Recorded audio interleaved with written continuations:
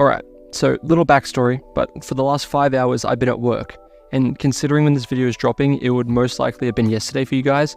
Anyway, would you believe it, but the newest Lethal Company update has just dropped, conveniently for the whole time I was working. With this knowledge, I had to get home immediately and lock in because I've already got goobers out here making the video before I can.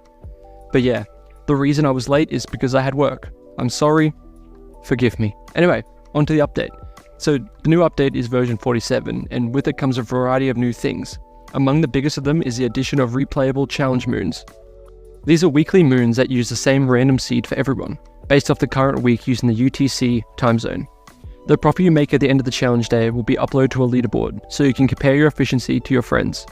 The challenge moons also have a randomly generated name, increased amount of scrap, and random starting credits, and other random tweaked properties.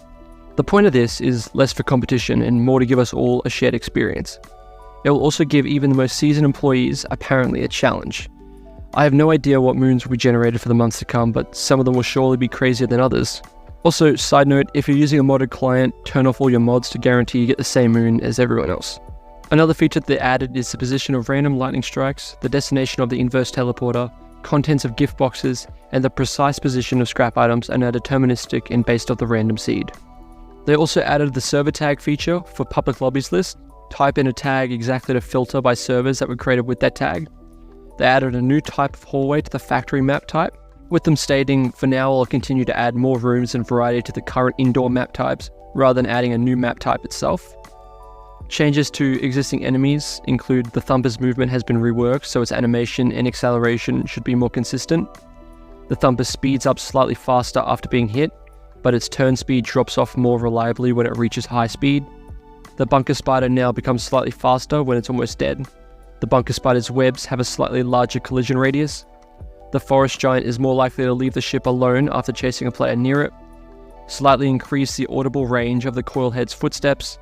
Made Nutcrackers able to move slightly while aiming, but with the condition that they fired at the same person several times. Additionally, they made the Jester take longer to begin cranking. They've added a new journal entry.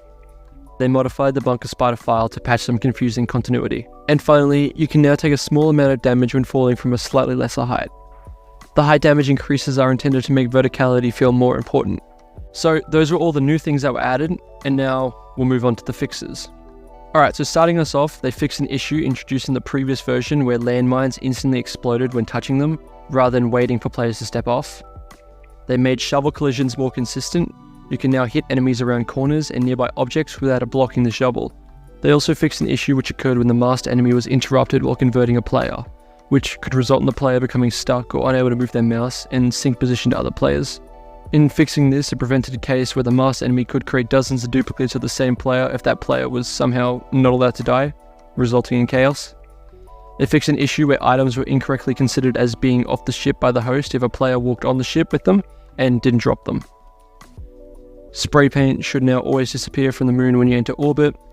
Items from gift boxes should also stay on the ship when it moves. This prevented a case where players could take the same item out of a gift box infinite times if it was somehow not able to be despawned. They decreased the chance of gift boxes to spawn and removed Christmas decor from the item ship, and now the old item ship music is back.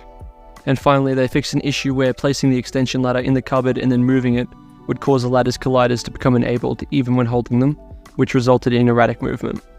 And there you have it, folks. That is all the changes in the new patch update 47 for Lethal Company.